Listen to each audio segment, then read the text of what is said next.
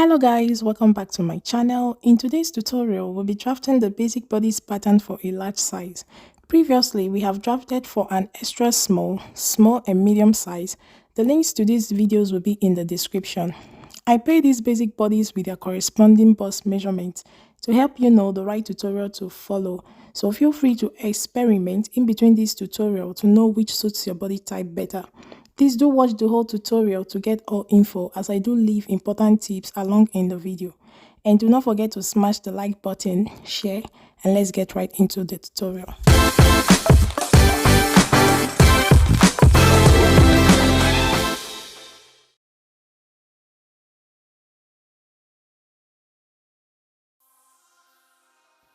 On the shoulder line, I will mark half of my shoulder measurement of 8 inches, and on the same line, I will mark 2.5 inches for the neck width and 3 inches for the neck depth, and I will square out these points. The reason for the 2.5 inches neck width is for us to lay the foundation for a proper neckline adjustment, and we do this by establishing the neckline and the shoulder slope first. With my tape placed on the shoulder line of half of my shoulder, I will go down 1.75 inches for my shoulder slope. I will connect this point back to the neckline and draw in my neck curve. Now that the neckline and the shoulder slope has been established, on the neck width I will go out by 3/4 inch, and on the neck depth I will come down by 3/4 inch for our neckline modification. I will square out these points and draw in my new neck curve and cancel out the old one. Please, it's important to follow the steps exactly the way I'm showing you to get a good result. You can see on the pattern the excess we've removed from the shoulder line. Please do not be tempted to mark 3.25 inches directly. If you do, this is what your shoulder line will look like, and you will need to make some alterations when you sew this up.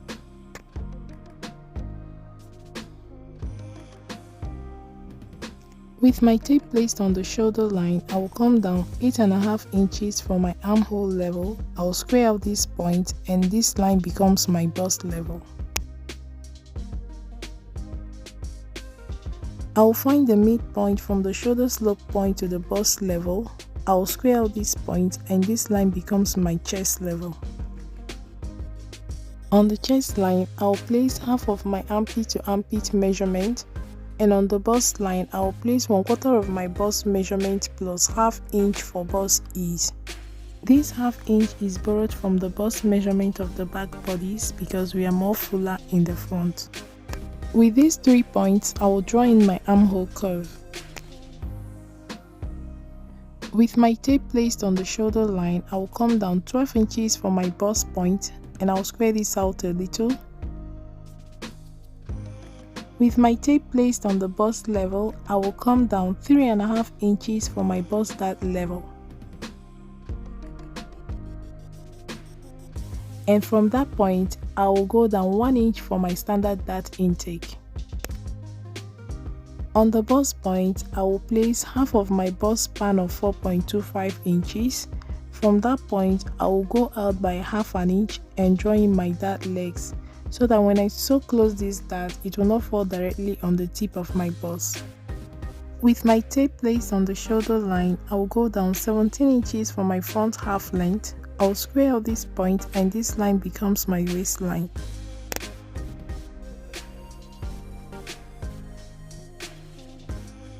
On this line, I will place my bust span of 4.25 inches.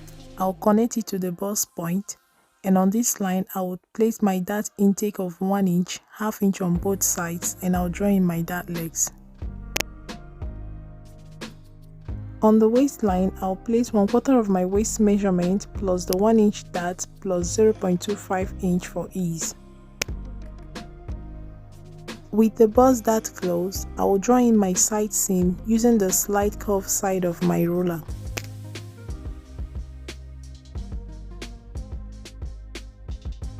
On the center front of the waistline, I will come down by ½ an inch for stomach ease. With the waist dart closed, I will connect this point back to the side seam using the slight curved side of my ruler.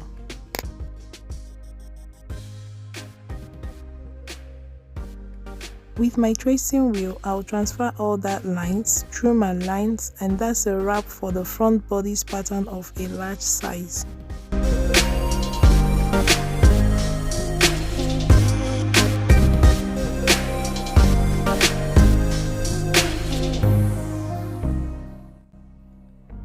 This side will serve as our zip allowance. On the shoulder line, just like we did on the front block, I'll place half of my shoulder measurement of 8 inches, and on the same line I will place 2.5 inches for my neck width and 1.5 inches for the neck depth. I'll square out these points.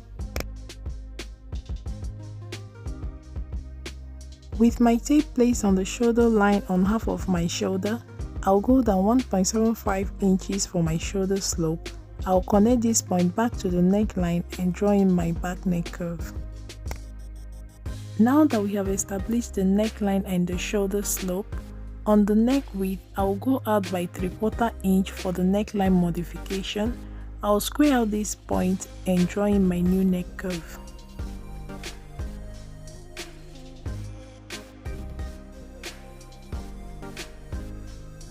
With my tape placed on the shoulder line, I will come down 10 inches for my back armhole level. I will square out this point, and this line becomes my back bust level.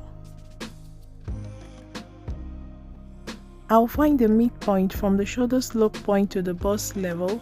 I will square out this point, and this line becomes my back chest level. On this line, I'll place half of my armpit to armpit measurement, which in this case is the same as my shoulder measurement. And on the bust level, I'll place 1/4 of my bust measurement minus the 1/2 inch we borrowed on the front bodice for bust ease. With my tape placed on the shoulder line, I'll come down 16 inches for my back half length. I'll square out this point, and this line becomes my waistline.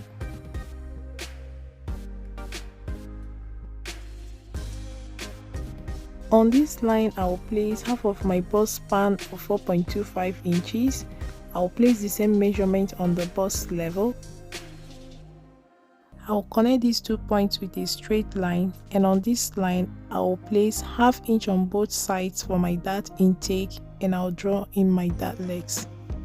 On the waistline, I will place 1/4 of my waist measurement plus 1 inch dart plus 0.25 inch for ease. And with the slight curved side of my ruler, I will draw in my side seam. To balance off the side seam of the front and the back bodies, at the center back of the back bodies, I will come down by 1.5 inches, the difference between the armhole level of the front and the back bodies. I will square out these points, and this line becomes my new waistline.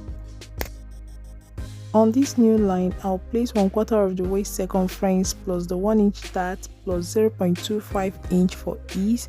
I will draw in my new side seam and redraw my dart legs.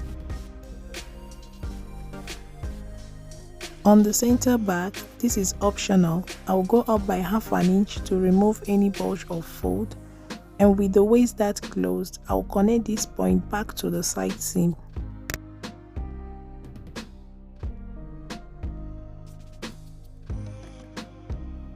I will cancel out the old line, and with my tracing wheel, I will transfer all dart lines and draw my darts. Oops! I forgot to draw the back armhole. With the bust dart of the front bodice closed, I will measure the side seam of the front and the back bodies to be sure they are the same, and yes, they are. For a tighter sleeve, since this is a sleeveless bodice, we do this by placing a dart that will be permanently closed at the curved side of the armhole, as I am showing you in the video. So you go ahead and close this dart permanently and tape it down. Redraw your armhole if it needs reshaping, and then you repeat the same thing on the front bodice. And that's all there is to this tutorial. I'll go ahead and label this pattern and cut it out for a try-on.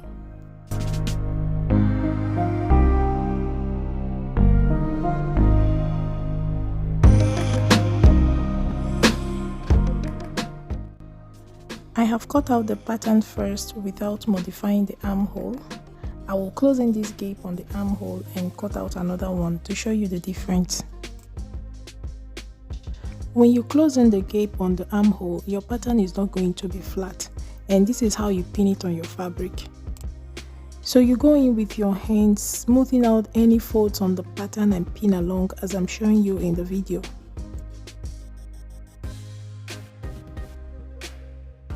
Please do not be in a hurry to do this. Make sure you take your time and get every space on the pattern pin on the fabric.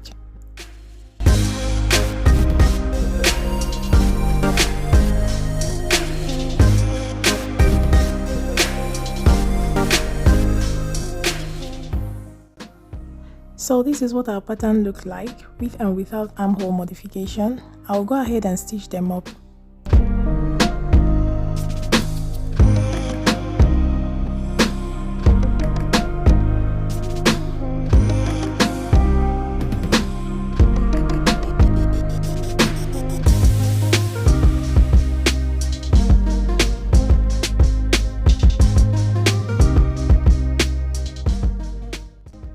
This is what our bodice look like on our model. We have a little bit of excess around the armhole on the bodice of the non-modified armhole, which we removed as shown on the black bodice. This is the reason why I show this modification, because we are all shaped differently. If you find this video helpful, do not forget to give it a thumbs up, share with your soulmate, leave all your questions in the comment section, and I'll see you all in my next one. A bientôt!